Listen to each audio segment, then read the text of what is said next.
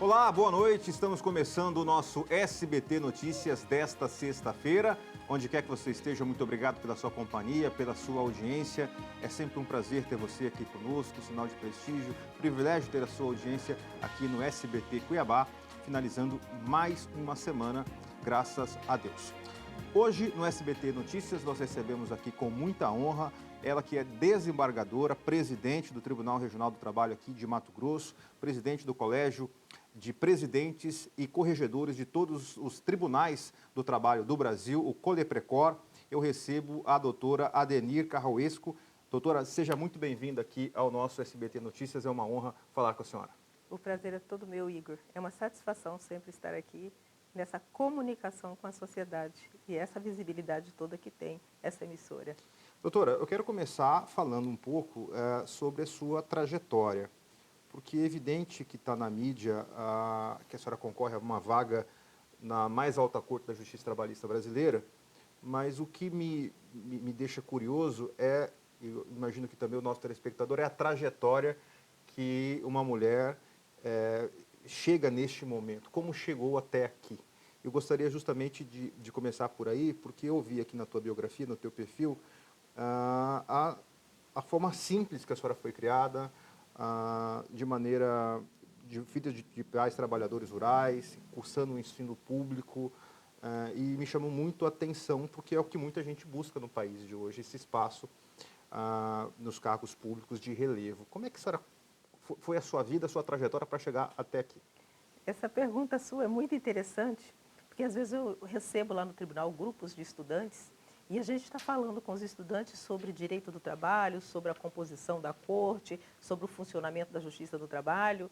E aí, quando a gente termina a exposição, a gente pergunta alguma dúvida, alguma pergunta, e a pergunta que eles fazem invariavelmente é: como que a senhora chegou até aqui? Então, realmente é uma curiosidade do público.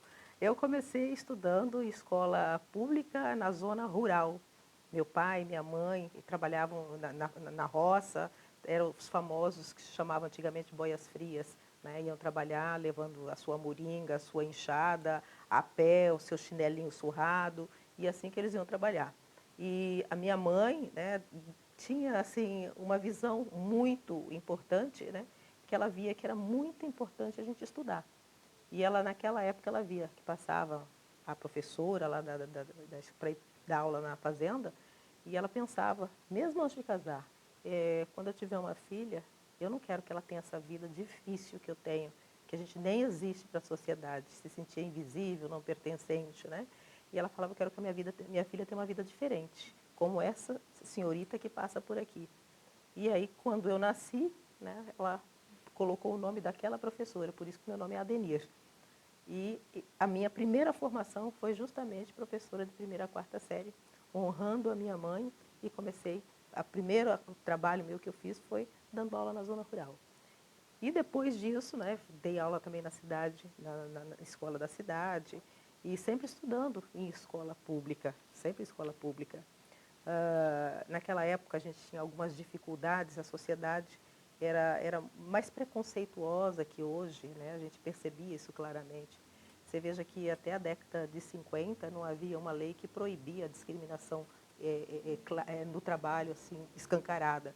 E era comum, até a década de 50, ter anúncios nos jornais, não se aceitam pessoas de cor, né? E depois veio em 52 a lei proibindo e tornando isso crime.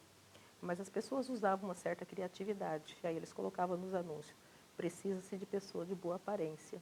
E boa aparência, né, significava que a pessoa negra, a pessoa pobre, não teria pobre, mas com aquela aparência de pobre para eles, não teria acesso. E foi assim que eu entrei no concurso público, porque eu disse assim, eu preciso entrar num lugar onde só a minha competência seja relevante. E aí eu fiz o meu primeiro concurso público com 18 anos e entrei trabalhando na Justiça Estadual lá do Mato Grosso do Sul, como escrevente judicial nessa época. Foi o primeiro concurso. E aí foi quando eu conheci a Justiça, que abriu as portas, né? E eu me senti muito bem nesse ambiente.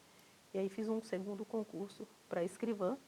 Comecei a fazer depois a faculdade de Direito, já na cidade de Dourados. E aí, fazendo a faculdade, eu comecei a estudar e eu comecei a almejar a magistratura. Falei, acho que é aqui que eu quero ficar. E aí eu estudava com livros emprestados, eu estudava, trabalhava, sempre trabalhei durante o dia, estudando à noite. E em 1994 eu consegui a aprovação no concurso. Naquela época a gente não tinha internet, naquela época não tinha cursinho, então a gente tinha que ser autodidata, né, para estudar. E aí, inclusive, eu dei aula um período, né, quando eu estive em Rondonópolis, e era comum os alunos perguntarem para mim, professora, mas tem que ser muito inteligente para passar num concurso para magistrado, porque é dificílimo.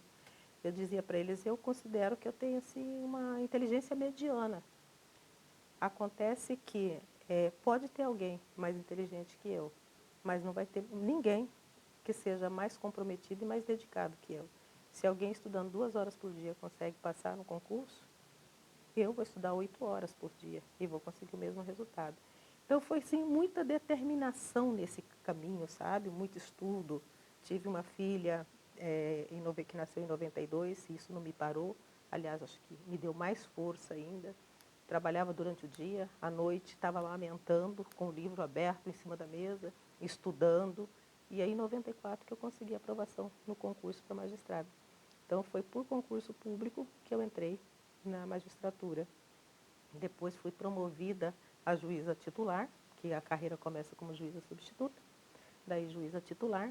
E de juíza titular fiquei muito tempo e depois fui promovida para desembargadora pelo critério de merecimento. E como desembargadora não estou há tanto tempo, mas se somar tudo são 40 anos de serviço público, 31 anos de magistratura, mas agora no tribunal, que passei pela presidência da primeira turma, temos 2 turmas lá, agora na presidência do tribunal, também participando do Coleprecor, fui eleita presidente do Coleprecor, que é o colégio de presidentes e corregedores de todos os tribunais do trabalho do país. E com essa bagagem surgiu agora essa oportunidade de inscrição para a vaga no TST e eu me inscrevi para a vaga que está aberta lá no TST. Doutora, me chama a atenção na sua fala alguns aspectos. Primeiro, que no Brasil, levando em conta a população que temos e as nossas origens todas, o caso da senhora não deveria ser exceção, deveria ser uma regra. Exatamente, Né? exatamente. O que a senhora pensa sobre isso e o que o Brasil precisa fazer para que casos como o da senhora não sejam exceção e sejam a regra? Em primeiro lugar, a gente precisa falar sobre isso, Igor. Isso que você está fazendo aqui hoje, falar sobre isso é importante. Né? Veja bem, o TST, que é o órgão da cúpula da Justiça do Trabalho. A Justiça do Trabalho é conhecida como o Tribunal da Justiça Social. O TST ele foi criado em 1946, ou seja, tem 157 anos de existência. A primeira mulher a ser nomeada no TST ministra foi em 1990 pelo governo Sarney, ou seja, 44 anos depois que já estava criado o órgão. De lá para cá, 157 ministros, sendo que apenas 11 mulheres. Né? E quantas mulheres negras? Nenhuma. Se desta vez uma mulher negra for nomeada, vai ser a primeira mulher negra a integrar a corte trabalhista, que é a corte mais social de todas as cortes. Então, o que a gente precisa fazer? Falar disso, falar sobre esse tema. Quando eu passei no concurso para juíza, eu lembro que cheguei aqui em Cuiabá, em 1994, e chego no prédio, né, que eu aluguei o apartamento, e a pessoa do prédio me pergunta, a senhora veio para fazer a faxina? E aí eu não falei nada, só disse, não, eu vim para fazer a faxina, mas não no seu, vou fazer em outro, a faxina, né? Mas isso, você não pode nem dizer que aquela pessoa cometeu um ato de racismo pessoal, um racismo individual. Era uma coisa que já estava na cabeça dela, era uma percepção dela, é o que a gente fala de racismo estrutural, porque as pessoas já percebem isso desta forma. Né? E outra coisa, para a pessoa ali, o comum era que uma pessoa negra fosse morador ou o comum era que uma pessoa negra fosse faxineira. O comum é que uma pessoa negra fosse faxineira. Então, ele reproduz aquilo que está na sociedade. O que a gente precisa mudar é a sociedade como um todo. Não é? Então, eu acho que a gente precisa falar disso.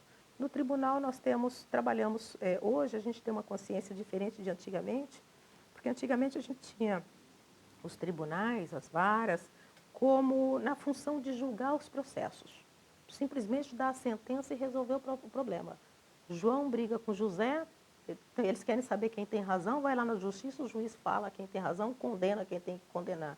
Mas hoje a gente tem uma visão diferenciada, que o tribunal ele tem que promover políticas públicas também. Ele tem que ser exemplo. E dentro do tribunal, ele tem que promover. Ele tem que promover a equidade de gênero dentro do tribunal, a acessibilidade dentro do tribunal. Ele tem que dar uma atenção especial dentro do próprio tribunal para as pessoas com deficiência.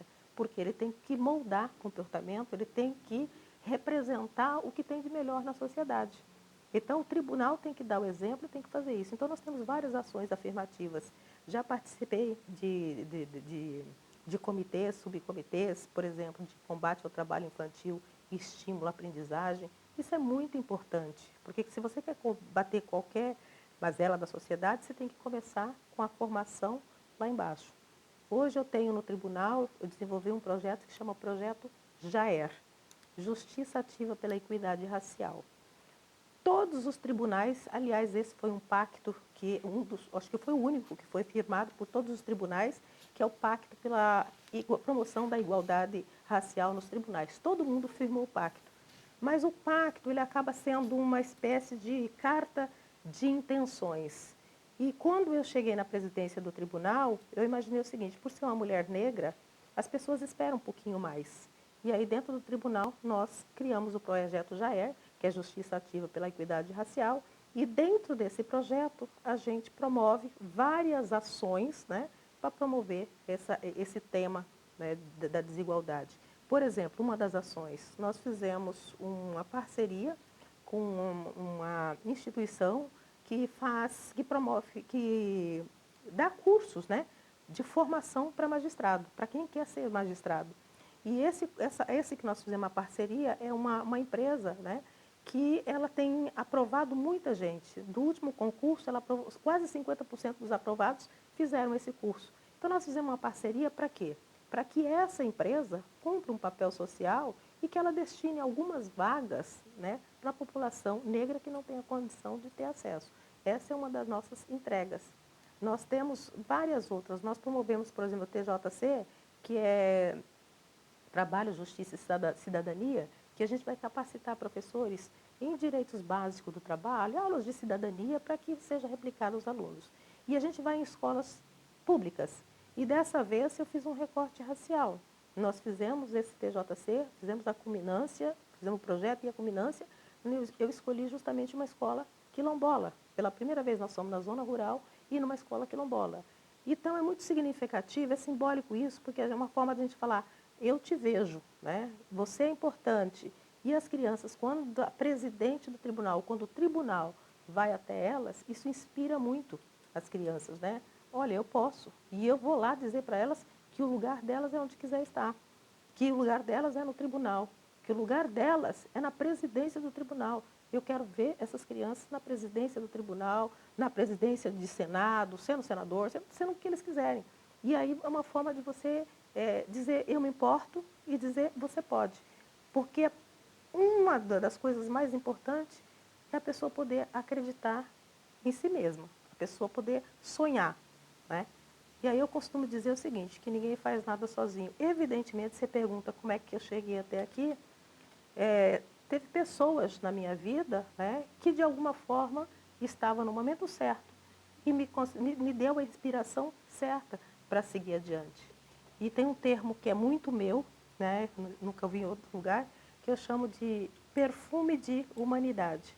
São aquelas pessoas que passam e deixam aquela marca, né, invisível, mas profunda. Aquelas pessoas que, onde elas chegam, elas deixam o ambiente melhor, né? Aquelas pessoas que se importam, que demonstram empatia. E eu tive algumas pessoas, professores, minha mãe, né, amigos, e às vezes uma pessoa até desconhecida, que ela passa por você e te deixa esse perfume de humanidade. Sabe esse rastro invisível que faz bem para a gente? Né? Então é preciso isso. E aí quando eu saio do gabinete, quando eu vou para as escolas, o que eu pretendo é, de alguma forma, poder ser para a vida de alguém um certo perfume de humanidade. Fazer o melhor que eu posso fazer. Perfeito, doutora. Ótima análise sobre tudo isso que a senhora disse. Eu acho que eu estou refletindo bastante, eu acho que o telespectador também está refletindo. E uma outra questão que eu gostaria de levantar, levando em conta a sua retórica, a senhora citou das dificuldades no início da carreira, notadamente por questões raciais, preconceito, discriminação, os dois. Isso mudou depois que a senhora ocupou os cargos que a senhora ocupa? Pergunto isso porque, às vezes, a posição social que a pessoa ocupa, ela é como se fosse um filtro para o preconceito. Ou seja, uma pessoa, o exemplo do Obama. Uhum. O Obama se tornou presidente, primeiro presidente negro dos Estados Unidos, e é extremamente respeitado até hoje, independente de quem concorda ou não concorda com o governo dele. Ele é uma entidade extremamente representativa no mundo. Mudou depois dos cargos, pelo menos os primeiros cargos de relevo, ou não? Esse preconceito ele continua mesmo nas posições de relevo? Na verdade é o seguinte, porque tem aquele preconceito, o racismo que é estrutural, que às vezes é até institucional, e tem aquele ato de injúria. As pessoas não praticam ato de injúria contra uma pessoa na minha posição. Então ninguém vai praticar nenhum ato de injúria contra mim. Então, na verdade, por onde eu vou é como se tivesse quase que um tapete vermelho estendido. Como é que eu percebo o racismo hoje, por exemplo? Vou te dar um exemplo simples, básico. Eu vou falar o nome porque ela até postou no Instagram dela essa situação. Tá. Eu e a desembargadora Eleonora. A desembargadora Eleonora é uma alta, loira, desembargadora Eleonora, a gente indo para Brasília. Quando o motorista vinha buscar, e falava assim, olha, você vai buscar a presidente do Tribunal do Regional da 23ª Região, invariavelmente eles se dirigiam a ela, e não a mim. Sim. Entendeu? Então são coisas assim, por quê? Porque na imagem deles, né, como que a presidente do tribunal vai ser a negra e não a loira? E faz um certo sentido na cabeça das pessoas, e é isso que a gente tem que mudar, essa percepção na cabeça das pessoas, colocando mais pessoas negras, né, em espaços de tomada de poder, espaço né, de decisão, porque isso faz sentido. No Colé Precor, quantas desembargadoras pretas tem? Se não tivesse eu, não teria nenhuma. Quantas presidentes de tribunal? Tem outras desembargadoras negras, né? Mas atualmente, quantas presidentes de tribunal negras tem no Brasil? Eu não sei te dizer, mas possivelmente pouquíssimas. Eu não sei se tem mais 2 ou 3 no tribunal. Eu estou falando de Brasil, de todos os tribunais do Brasil. Né? Nesse momento, nessa composição, vamos colocar. Não é que outras não passaram, né? E às vezes tem umas que, outras desembargadoras, que se identificam como negras, mas às vezes a sociedade não a vê como negra, porque é parda, alguma coisa. E assim, quando é negro retinto como eu, da cor preta, e que a sociedade te identifica como negro, aí é realmente o que a pessoa que inspira com mais força a população negra, porque daí eles não têm dúvida de que aquela pessoa que está ali é uma pessoa negra naquele espaço de poder. Então, a gente percebe hoje muito mais de forma estrutural do que de uma forma pessoal. Uma injúria. Eu nunca fui no mercado, por exemplo, e alguém me falar alguma injúria. Né? Aqui, por exemplo, em lugar nenhum. Os lugares que eu frequento, né, sempre sou meio bem tratada. Então, não chega uma pessoa para me destratar. Mas você sabe que até na questão, mesmo com alto poder econômico, as pessoas continuam sofrendo, como é o caso que a gente viu no futebol. Jogadores Claro. de futebol são milionários, Sim. mas mesmo assim, muitas das vezes você vê a injúria racial na arquibancada se dirigindo a eles, coisa que não acontece com o branco, acontece com o negro. Exato. Então isso continua acontecendo de alguma forma. Então, agora, individualmente, para mim, como injúria, como uma coisa pessoal, não existe para mim. Não tenho passado por isso desde que entrei na magistratura. O que eu percebo é uma coisa diferente. Só para assim, para você ter uma ideia, fui vítima de um assalto na cidade de Rondonópolis. Os delinquentes chegaram numa moto, né, e com um revólver na minha cabeça. E aí eu joguei a bolsa no chão, né? E aí ele viu a chave do carro, pegou, falou, qual que é o carro? Eu apontei para ele. E era dos primeiros carros que tinha aquela chave por aproximação. Ele foi até o carro e não conseguiu ligar, enquanto um ficou com a arma. Quando ele voltou, ele falou assim, olha, a senhora, vamos comigo para ligar o carro. Eu falei, aí já deu errado, deu ruim esse negócio. E aí eu me recusei a ir. Mas eu falei para ele o seguinte, para não ir. Né? Não é que eu me recusei. Eu falei para ele o seguinte, moço, olha bem para mim. Olha para mim, você acha mesmo que eu tenho condição de ter um carro desse? O carro é da minha patroa. Ele olhou bem para mim e ele concordou na hora. E foi embora. Impressionante. Por quê? No imaginário das pessoas, o negro não tem carro de luxo, o negro não é o dono da fazenda. Se ele estiver lá, ele é um empregado. Ele não mora no apartamento, ele faz a faxina no apartamento. Então, hoje diminuiu muito a questão da injúria.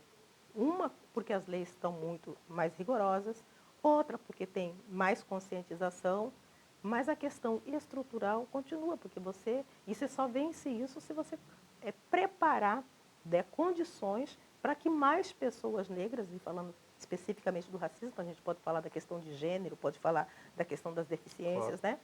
Você dá mais oportunidades para essas pessoas que normalmente, né, costumeiramente, são mais marginalizadas. A gente tem que dar oportunidades. E antes da gente falar da questão do TST, e me perdoe se eu estou insistindo nesse tema, mas eu acho que é esclarecedor, para quem está nos assistindo, de alguma maneira a sua história inspira a muita gente. A senhora deve ter relatos por onde passa e eu gostaria que esses relatos, evidente, também fossem compartilhados para os nossos telespectadores. Que mensagem a senhora fala para quem se identifica com a sua história e quer alçar os caminhos, as posições que a senhora alçou? Eu vou dizer o seguinte, quando eu recebi a escola quilombola lá no tribunal, e eles perguntaram como é que eu cheguei onde cheguei, e aí eu expliquei para eles assim, olha, se tiver que dizer uma coisa, eu digo que eu tive muita sorte. Só que eu vou explicar para vocês o que é sorte. Sorte é o encontro da preparação com a oportunidade. Então, as pessoas têm que se preparar. Você tem que estar preparado e a oportunidade aí depende de políticas públicas, depende de um monte de fatores, mas você tem que se preparar. Estuda, estuda muito, se prepara em todos os sentidos. Seja uma pessoa boa em todos os sentidos. E é óbvio que tem coisas que não estão sob nosso controle. E nesse aspecto eu tive bastante sorte por ter saúde, por exemplo. Né? Ter saúde é muito importante. Então, isso é sorte, pura sorte, no sentido popular mais comum. Mas a sorte, no sentido de alcançar objetivos, ela diz respeito à preparação. Você tem que amolar o machado constantemente. E foi isso que eu fiz a vida inteira. Nenhuma oportunidade passou na minha frente sem que eu tivesse aproveitado. Mas eu estava preparada. A hora que eu abri o concurso lá na minha cidade, na Viraí, no Mato Grosso do Sul, para escrevente, oportunidade, me inscrevi. Mas por que eu passei? Porque eu me preparei. Eu estudei dia e noite. Eu devorei todos os livros que tinha para eu ler.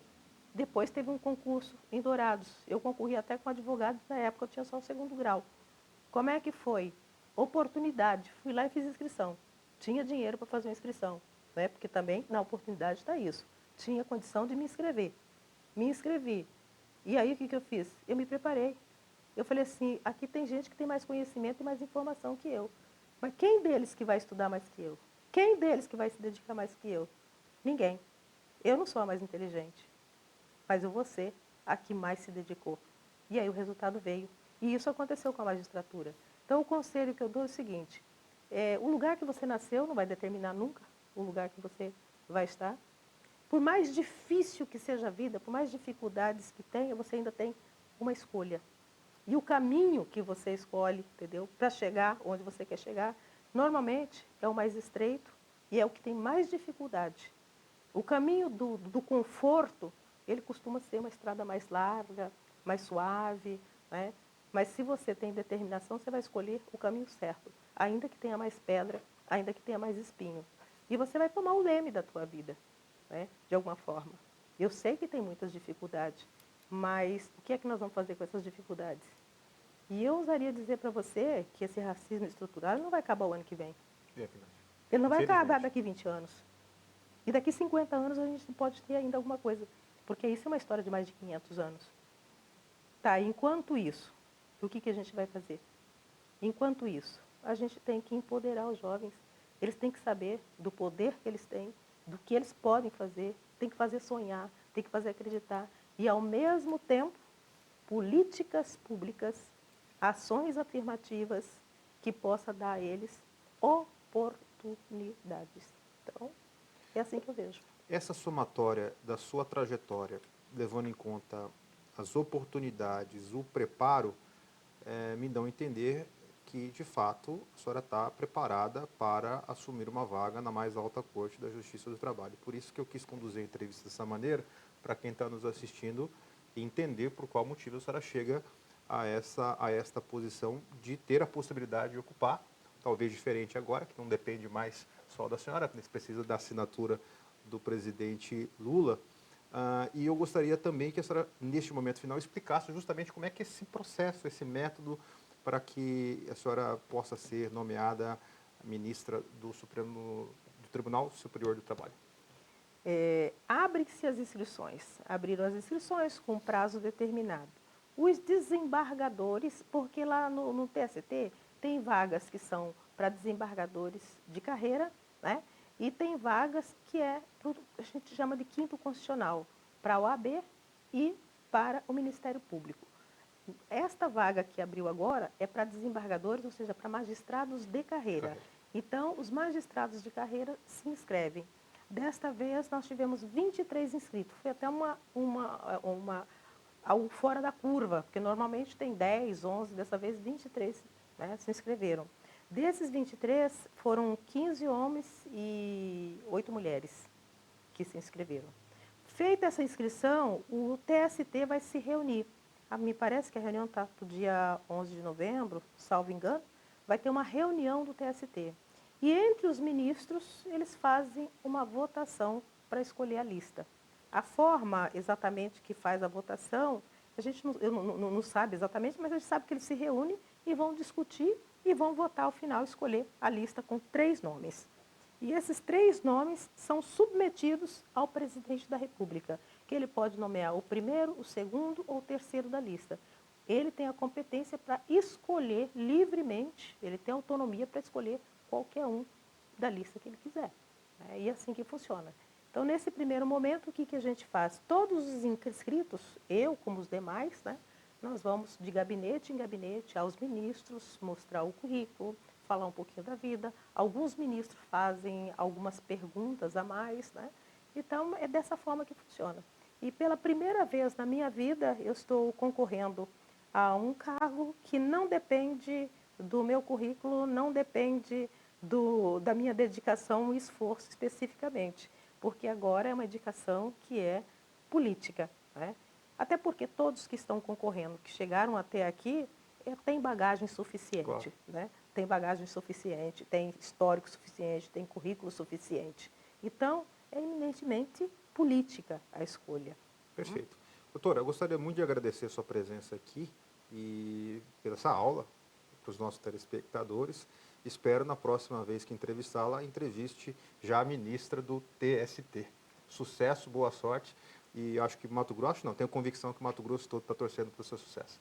Que maravilha. E se eu tiver a graça de ser nomeada ministra, né, porque a esperança sempre persiste, pode ter certeza que eu volto aqui e acho que vai ser o primeiro canal eu dar entrevista como ministra. Está combinado, está registrado aí. Muito obrigado, doutor. Nós vamos ao nosso intervalo e voltaremos em instantes.